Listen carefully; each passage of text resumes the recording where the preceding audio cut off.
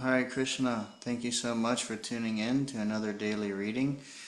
We're reading Srimad Bhagavad Gita as it is, chapter 9, text 30. We're going to start on text 30. We'll read, hopefully finish the chapter today. We're going to start with some kirtan, and then we're going to dive into the reading. So,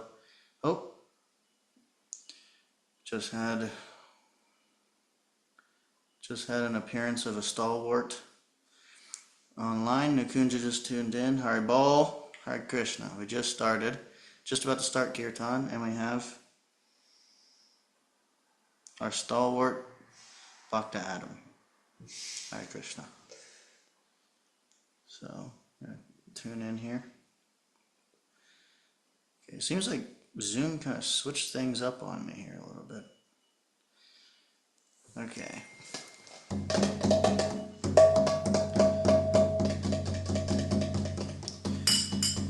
Namo Vishnupadaya Krishna Prasthaya Bhutale Srimate Bhaktivedanta Swami Iti Namine. Namo Krishna Prasthaya Bhutale Srimate Bhaktivedanta Swami Iti Namine. Namaste Saraswate Deve Gaudavani Pracharine Nirvishesha Shunyavadi Ashtachirishatarine. Namaste Saraswati Deve Gaudavani Pracharine Nirvishesha Shunyavadi Ashtachirishatarine. Shri Krishna Chaitanya Prabhu Nityananda Shri Advaita Gadadhar Shri Vasari Gaura Bhakta Jaya Shri Krishna Chaitanya Prabhu Nityananda Shri Advaita Gadadhar Shri Vasari Gaura Bhakta Shri Krishna Chaitanya Prabhu Nityananda Shri Advaita Gadadhar Shri Vasari Gaura Bhakta Jai Shri Krishna Chaitanya Prabhu Nityananda Shri Advaita Gadadhar Shri Vasari Gaura Bhakta. Shri Krishna Chaitanya Prabhu Nityananda Shri Advaita Gadadhar Shri Vasari Gaura Bhakta Vrinda. Jai Shri Krishna Chaitanya Prabhu Nityananda Shri Advaita Gadadhar Shri Vasari Gaura Bhakta Vrinda. Hare Krishna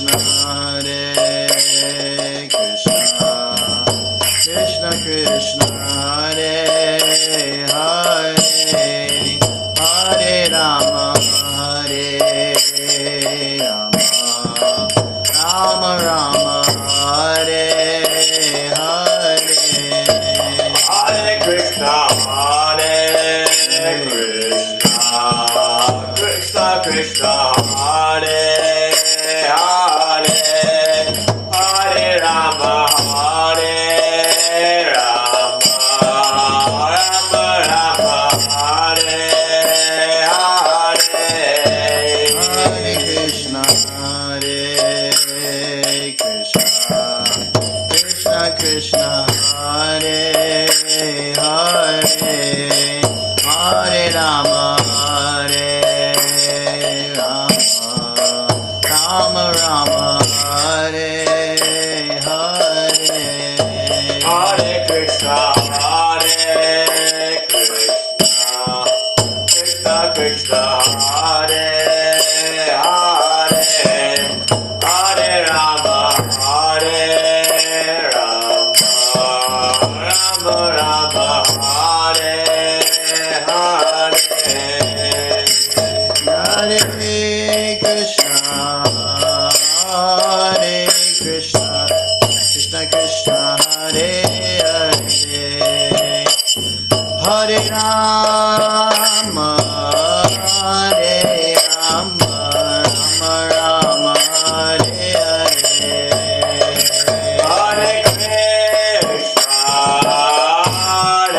Krishna, Krishna Krishna, Hare Hare, Hare Rama, Hare Rama, Rama Rama, Hare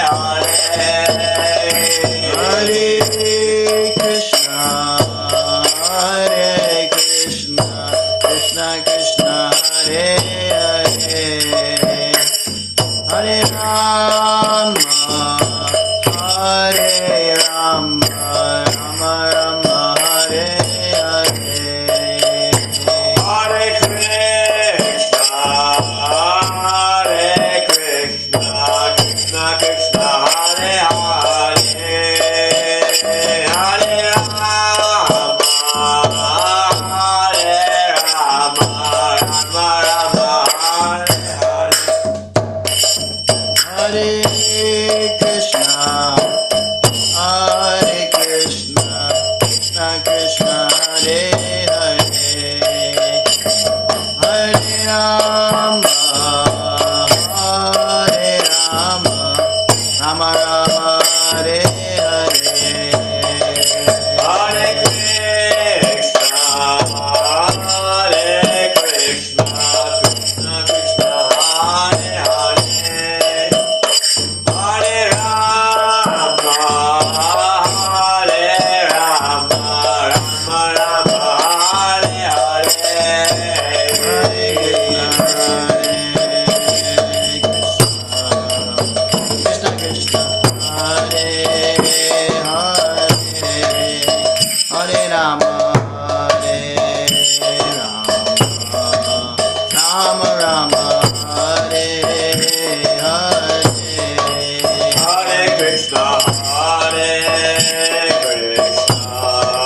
Krishna Krishna, Hare Hare, Hare Rama, Hare Rama, Rama Rama, Hare Hare.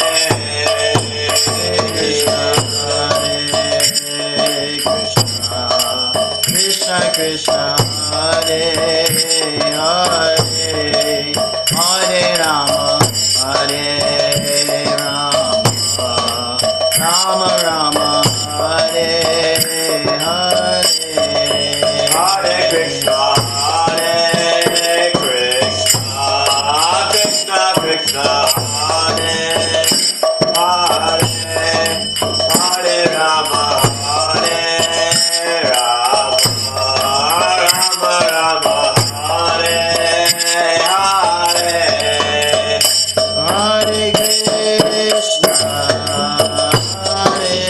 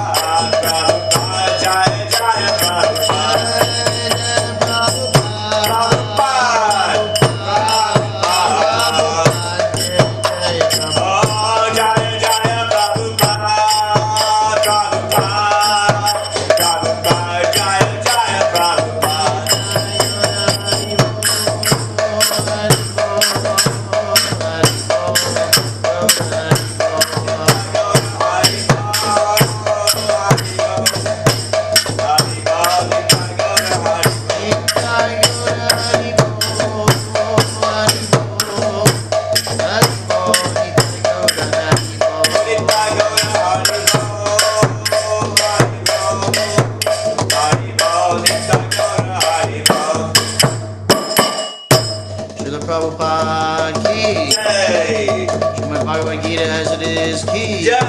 Yoda Premanande. Hari Hari. Oh, sorry for my poor cartel playing and singing.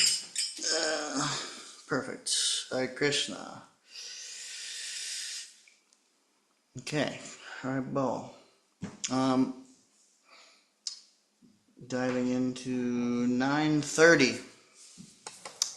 Go Ranga.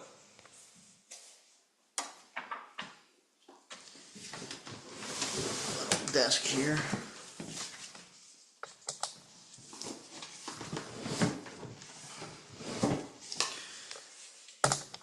desk of desks. Okay. We're going to start with the invocation, Mangalacharna, and then we're just going to dive straight in. Om Jnana-timirandasya Jnananjana Shalakaya Chakshur Militam Yena Tasmai Shri Gurave Namaha. Shri Chaitanya Manavishtam Sthapitam Yena Bhutale Svayam Rupa Kadamayam Dadati Swapadantikam. Vandeham Shri Guru Shri Yuta Parakamalam Shri Gurun Vaishnavangscha Shri Rupam Sagrajatam Sarvagna Raghunathan Vitam Tam Sajivam Savetam Svavadutam Parijana Sahitam Krishna Chaitanya Devam Shri Radha Krishna Padan Sahagana Lalita Shri Vishakhanvitangscha. Hey Krishna Karuna Sindho Dinabandho Jagatpate Gopesha Gopika Kanta Radha Kanta Namostute Tapta Kanchana Gaurangi Radhe Vrindavaneshwari Rishabhanu Sute Devi Pranamami Hari Priye Panchakalpa Tarubhyascha Kripa Sindhubhya Evacha Patitanam Pavanebhyo Vaishnavebhyo Namo Namaha.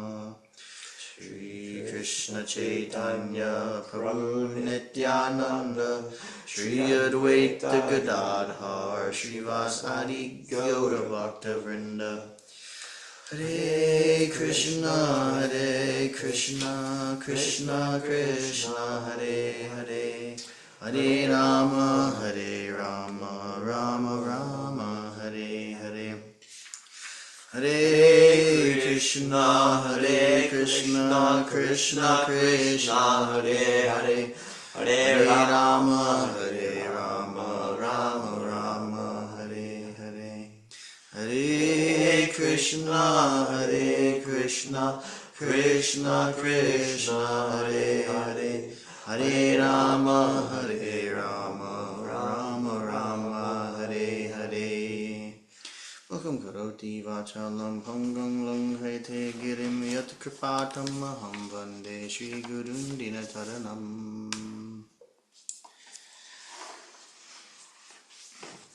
Okay. Which verse again? 9:30. 9:30. Got it. Well, I'm getting a call. Bad time. Oh, okay. Now my phone's doing all kinds of stuff.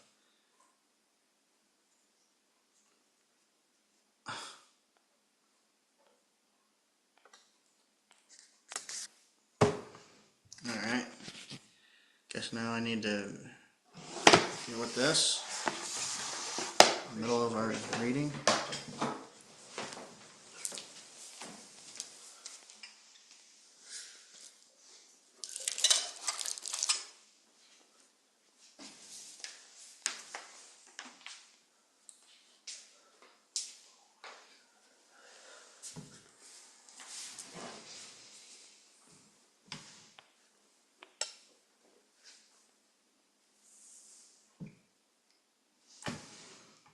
This is kind of ridiculous.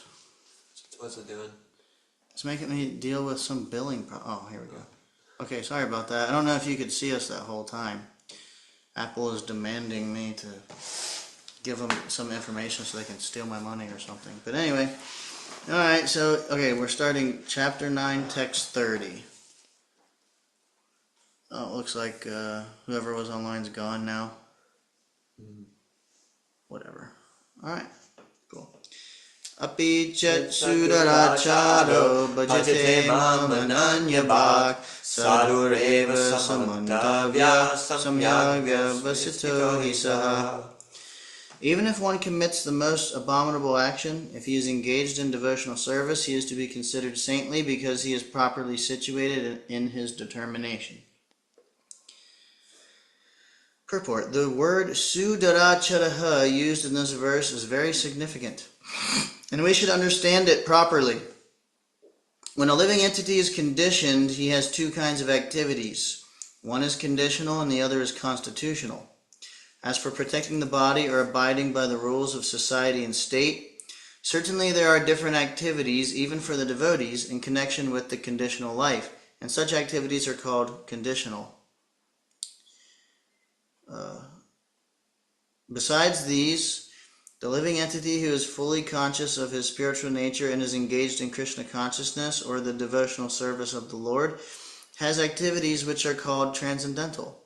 Such activities are performed in his constitutional position, and they are technically called devotional service. Now, in the conditioned state, sometimes devotional service and the conditional service in relation to the body will parallel one another. But then again, sometimes these activities become opposed to one another. As far as possible, a devotee is very cautious so that he does not do anything that could disrupt his wholesome condition. He knows that perfection in his activities depends on his progressive realization of Krishna consciousness. Sometimes, however, it may be seen that a person in Krishna consciousness commits some act which may be taken as most abominable socially or politically. But such a temporary fall down does not disqualify him. In the Srimad Bhagavatam it is stated that if a person falls down but is wholeheartedly engaged in the transcendental service of the Supreme Lord, the Lord, being situated within his heart, purifies him and excuses him from that abomination. The material contamination is so strong that even a yogi fully engaged in the service of the Lord sometimes becomes ensnared. But Krishna consciousness is so strong that such an occasional fall down is at once rectified. Therefore, the process of devotional service is always a success. No one should deride a devotee for some accidental fall down from the ideal path. For as explained in the next verse, such occasional fall downs would be stopped in due course as soon as a devotee is completely situated in Krishna consciousness.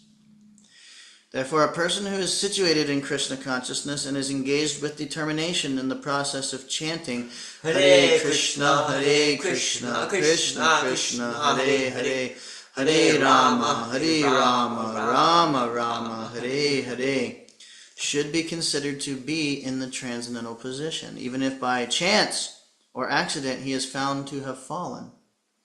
The words Sadhur Eva, he is saintly, are very emphatic. They are a warning to the non-devotees that because of an accidental fall down, a devotee should not be derided. He should still be considered saintly even if he has accidentally fallen down. And the word mantavya is still more emphatic. If one does not follow this rule and derides a devotee for his accidental fall down, then one is disobeying the order of the Supreme Lord. The only qualification of a devotee is to be unflinchingly and exclusively engaged in devotional service. In the Nrsimha Purana, the following statement is given. Bhagavati cha haravananya cheta Pashamilinopi virajate manushya Nahi shashashkulasya cha bhikadachit Tamira bharabhavatamupaiti chandra. The meaning is that even if one fully engaged in the devotional service of the Lord is sometimes found engaged in abominable activities, these activities should be considered to be like the spots that resemble the mark of a rabbit on the moon. Such spots do not become an impediment to the diffusion of moonlight. Similarly, the accidental fall down of a devotee from the path of saintly character does not make him abominable.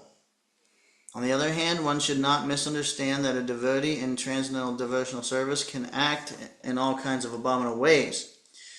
This verse only refers to an accident due to the strong power of material connections. Devotional service is more or less a declaration of war against the illusory energy.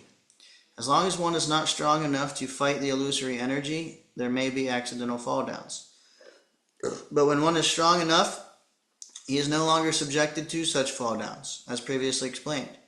No one should take advantage of this verse and commit nonsense and think that he is still a devotee. If he does not improve in his character by devotional service, then it is to be understood that he is not a high devotee.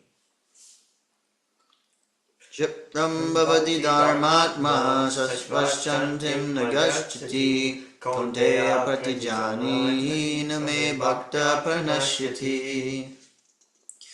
He quickly becomes righteous and attains lasting peace. O son of Kunti, declare it boldly that my devotee never perishes. Purport. This should not be misunderstood. In the 7th chapter, the Lord says that one who is engaged in mischievous activities cannot become a devotee of the Lord. One who is not a devotee of the Lord has no good qualifications whatsoever. The question remains then, how can a person engaged in abominable activities, either by accident or by intention, be a pure devotee? This question may justly be raised. The miscreants, as stated in the 7th chapter, who never come to the devotional service of the Lord, have no good qualifications. As is stated in the Srimad Bhagavatam, generally a devotee who is engaged in the 9 kinds of devotional activities is engaged in the process of cleansing all material contamination from the heart. He puts the Supreme Personality of Godhead within his heart, and all sinful contaminations are naturally washed away. Continuous thinking of the Supreme Lord makes him pure by nature. According to the Vedas, there is a certain regulation that if one falls down from his exalted position, he has to undergo certain ritualistic processes to purify himself. But here there is no such condition, because the purifying process is already there in the heart of the devotee, due to his remembering the Supreme Personality of Godhead constantly. Therefore, the chanting of Hare Krishna, Krishna Krishna, Hare Hare, Hare Rama, Rama Rama, Hare Hare, should be continued without stoppage. This will protect the devotee from all accidental fall downs. He will thus remain perpetually free from all material contaminations. So, this super soul. I've been having experiences with it lately where I can just kind of tap into my heart and receive direction. Should I be weary of am I? How can you tell the difference between a divine message from Super Soul and your mind? Well, because it's not really a mental tendency, it's more like a feeling that I have in my heart that is directing. Well, the function of the mind is thinking, feeling, willing. That is true. But how can you tell the difference? I guess I don't know. How can you? Well, basically, there's no way to determine, except for hearing from a spiritual master, Guru Sadhu Shastra. There's no other way. Okay. Because otherwise, it's not that we can't receive divine intervention and things like that, but we can easily get confused and just think the mind is telling me, or it's just the mind, but we think, okay, God's telling me to do this thing. Yeah. So the way we the checks and balances system is Guru Sadhu Shastra. So checks and balances. The Guru is the external manifestation of Super Soul. Okay. Having a guru, I've heard, also causes people to be more in touch with Super Soul, Mm-hmm. apart from the external manifestation. Mm-hmm. Yep. Okay. When you have a bona fide guru and a bona fide parampara, you're officially connected.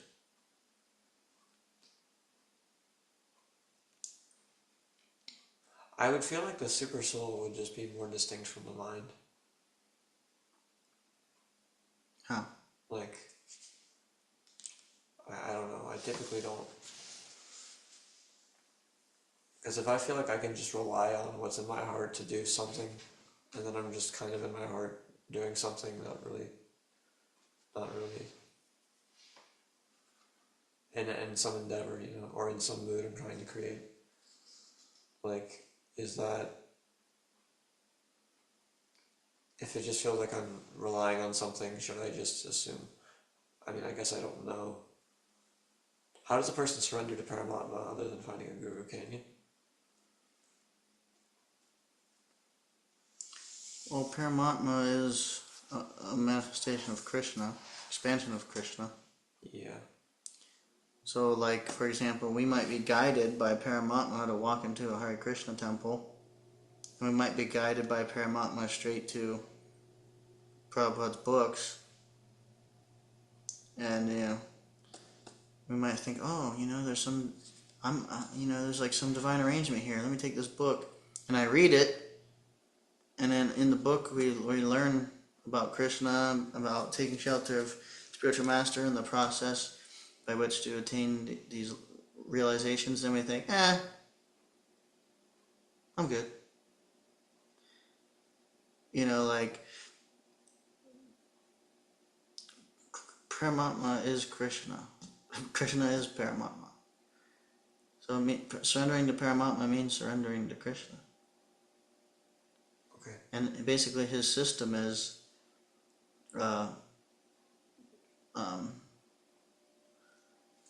I think I put the Bhagavatam back in there, but it's okay.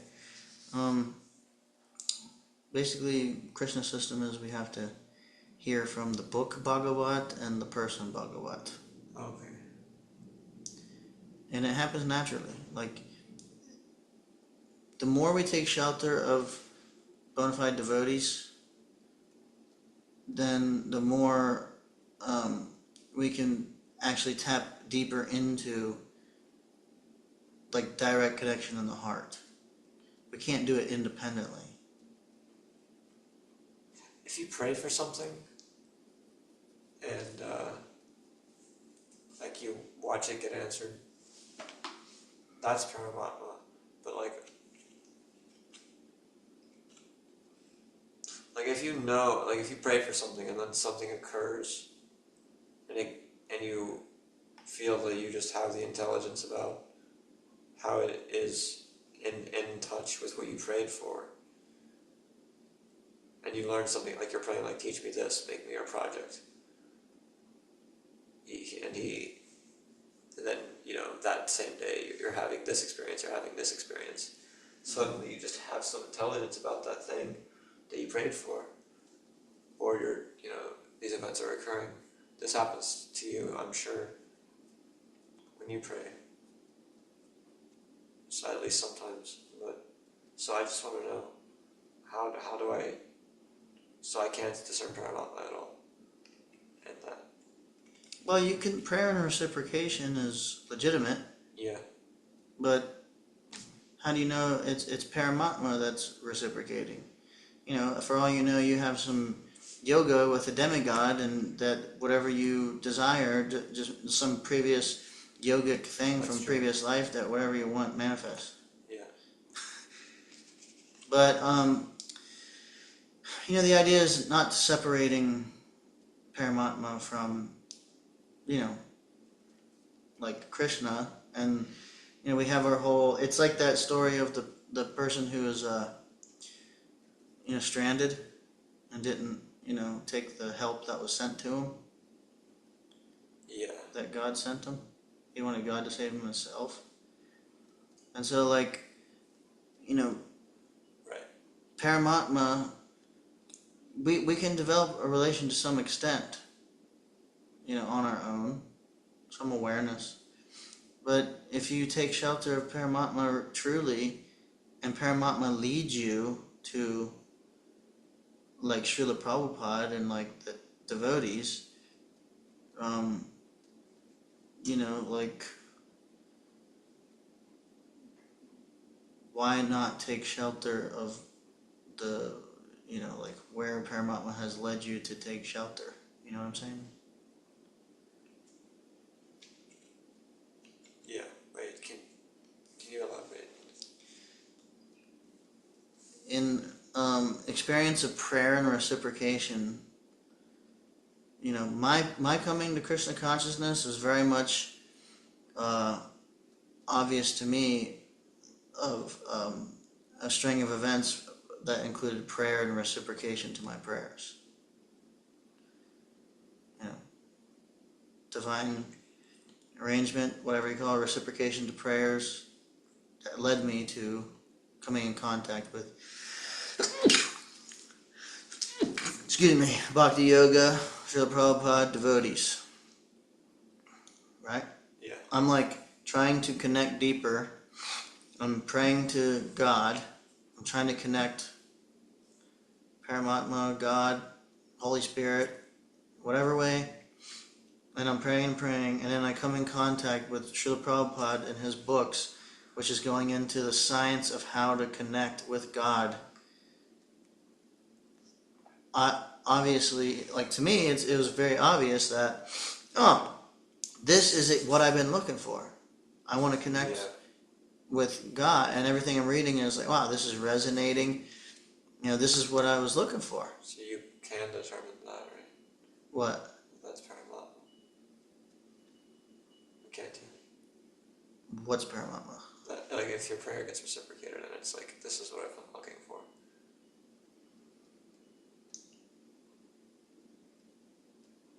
I mean, to some degree. To some degree. But, like prayer and reciprocation, yeah, there's some perceivable experience legitimately of connecting with Krishna. But I don't know. I don't understand. Like, it's like, do we want to like forget about like everything Prabhupada's explaining about who Krishna is and like who the Paramatma is and how they're connected and all these things, or? I'm sure we don't. But it's not always so easy because oftentimes the way the Paramatma works is not like so obvious. Like we had this conversation before of like, okay, turn left, turn right, don't go in there. Sometimes you get like a clear feeling, and it was like intuition. There's intuitive abilities, and we might say, oh, it's Paramatma telling me. Right. So it's impossible without a guru to actually navigate us. But by yoga, by sincerity, we might have some perception of a higher connection through prayer and reciprocation, through mystical experience, whatever it may be. But just by our own perception, we're very limited in how much we can actually connect and understand. And then if you really, maybe you've tried this, if you really try to tune in and connect, you might find that like you're looking for signs everywhere, you're really, really, looking for like divine messages, and then you might find that you think you're onto something, and you're like totally totally end up being like wrong. Right. Oh. So then you find it's not really so easy. Okay. I mean, does that answer, or? It does. Yeah, I mean, I'm not saying it's not possible, because pure devotees are always in touch with Paramatma. But I guess what I'm trying to say is it's not always in the way that we think that it would be. Yeah. It's hard to say unless you're a pure devotee. But the connection is certainly there. And when I was a young devotee, and I felt very much connected to Paramatma. And I was about to get initiated, and I was thinking, man, like, what's my name going to be? And I thought, I really wanted the name Chaitya Guru Das, which is like another name for the super soul, Chaitya Guru in your heart, and I felt really connected to that, because I felt so much, guidance in my life and reciprocation and clear reciprocation of my prayers all over the place and everything. So I can understand, like, to some degree. Yeah, I mean, it feels very real, actually, what I was saying. Well, no, I'm not saying it's not real. I'm not saying it's not real. Prayer and reciprocation is definitely real. Yeah. It's definitely real. But generally, when we are learning about Krishna and his connection with Paramatma, we can see, like, Krishna is doing this. You know what I mean? Not that, like, we're like separating Paramatma from Krishna, and like Paramatma's doing it. You know what I mean? Just as like Krishna Bhaktas. Does that make sense? It does. But can you point out, for my information, like, just where I did that? Where did I, like, confuse that? No, I'm not saying that you did. Okay. I'm just speaking generally on the topic. I appreciate it. Yeah, no. But, that's like, well, just the question in itself of, like, wanting to connect with Paramatma is automatically done when we're connecting with Krishna, right? Yeah. So, the question can give the impression that I'm trying to connect with Paramatma. Right. Yeah, I don't know why I would settle at any given moment. You're right. I'm just giving thoughts on the topic. It's good. Yeah. Yeah, and then the more we learn also, there's so many different living beings, elevated living beings that are carrying out so many different functions, so many different ways, and people have different blessings from different things, and it becomes actually like hard to like distinguish what is directly Paramatma, what is something else, another personality, some karmic thing, that a karmic boon that we had. It gets challenging sometimes. Yeah. Yeah, that's true. Yeah. Okay. Anything else you want to share? No, thank you so much. Alright. Where were we? 32. Mami parta vyapashritya ye pishu papayonaya striyavaishyastata shudrastepi anti param gatim. O son of Prita, those who take shelter in me, though they be of lower birth, women, Vaishyas, merchants, and Shudras, workers, can attain the supreme destination. Purport. It is clearly declared here by the Supreme Lord that in devotional service there is no distinction between the lower and higher classes of people. In the material conception of life there are such divisions, but for a person engaged in transcendental devotional service to the Lord there are not. Everyone is eligible for the supreme destination. In the Srimad Bhagavatam 2.4.18 it is stated that even the lowest, who are called Chandalas, dog-eaters, can be purified by association with a pure devotee. Therefore, devotional service and the guidance of a pure devotee are so strong that there is no discrimination between the lower and higher classes of men. Anyone can take to it. The most simple man taking shelter of the pure devotee can be purified by proper guidance. According to the different modes of material nature, men are classified in the mode of goodness, Brahmana, the mode of passion, Kshatriyas or administrators, the mixed modes of passion and ignorance, Vaishyas or merchants, and the mode of ignorance, Shudras or workers. Those lower than them are called Chandalas, and they are born in sinful families. Generally, the association of those born in sinful families is not accepted by the higher classes. But the process of devotional service is so strong that the pure devotee of the Supreme Lord can enable people of all the lower classes to attain the highest perfection of life. This is possible only when one takes shelter of Krishna, as indicated here by the word Vyapashritya. One has to take shelter completely of Krishna. Then one can become much greater than great jnanis and yogis.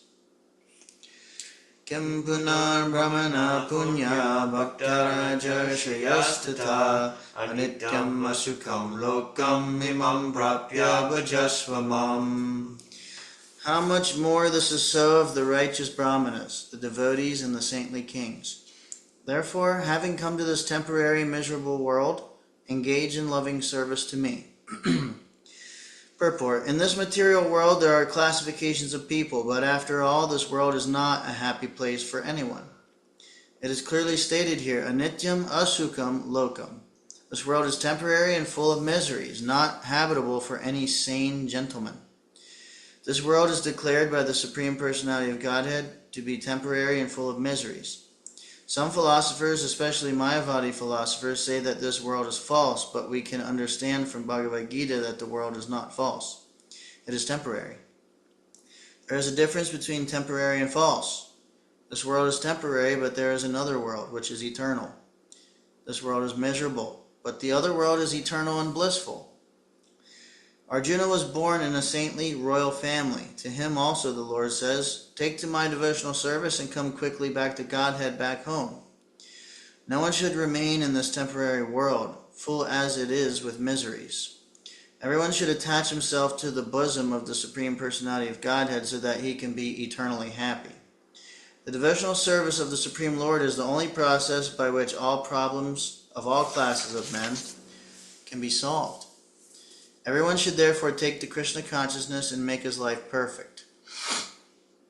Manmana bhava mad bhakto madhyaji mam namaskuru mame vaishyasi yuktvaivam atmanam matparayanaha. Engage your mind always in thinking of me. Become my devotee, offer obeisances to me, and worship me. Being completely absorbed in me, surely you will come to me. Purport. That's the verse that made me a devotee. Nice. In this verse, it is clearly indicated that Krishna consciousness is the only means of being delivered from the clutches of this contaminated material world.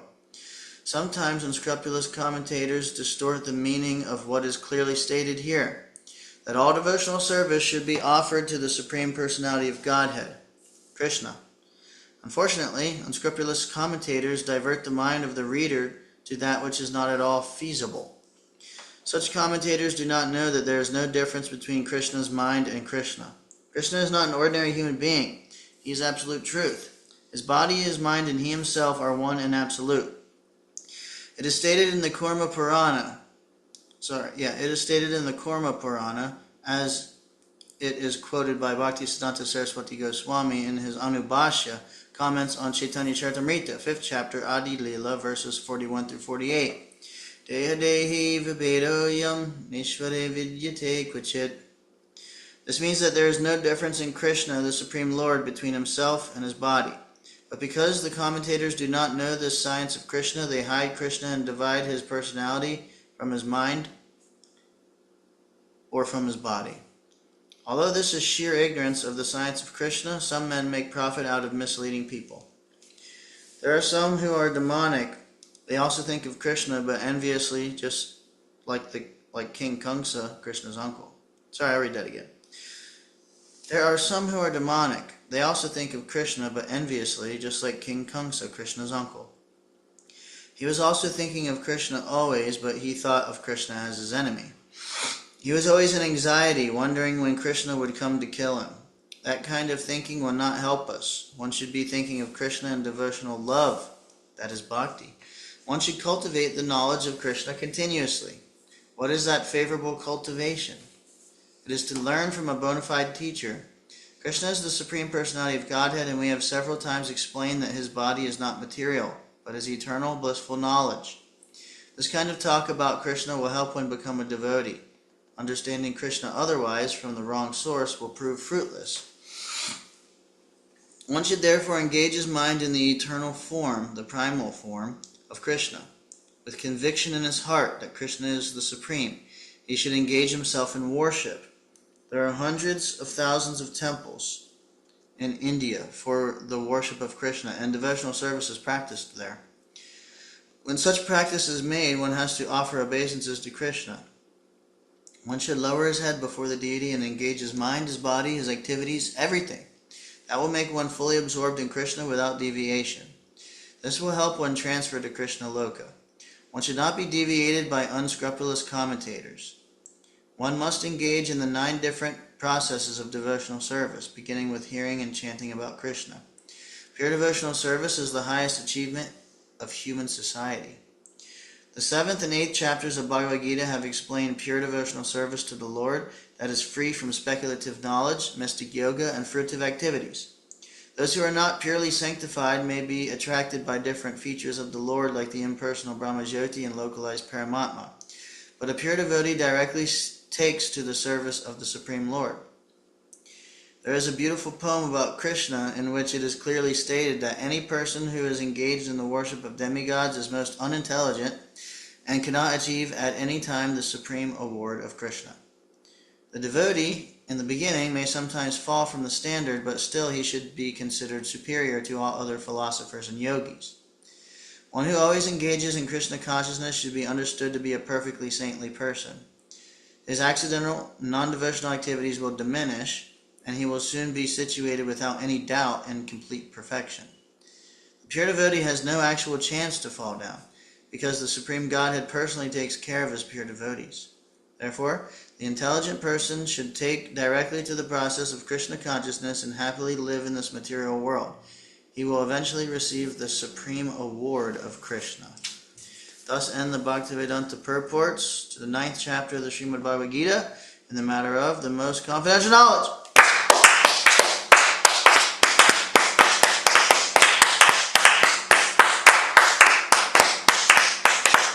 Jai. Any points? No points. It's a good stopping place. A little early, but not really that much. So, looks like nobody's online. Hare Krishna. Well, nectarian reading. We'll end here. We had a good little conversation there in the middle. So, alright, all glories Prabhupada. Srila Prabhupada ki Jai. Vancha Kalpa Turubhyascha Kripa Sindhubhya Eva Cha Patitanam Pavanebhyo Vaishnavebhyo Namo Namaha Anattakoti Vaishnava Vrinda ki Jai. Thank you so much. We'll see you tomorrow. Hare Krishna.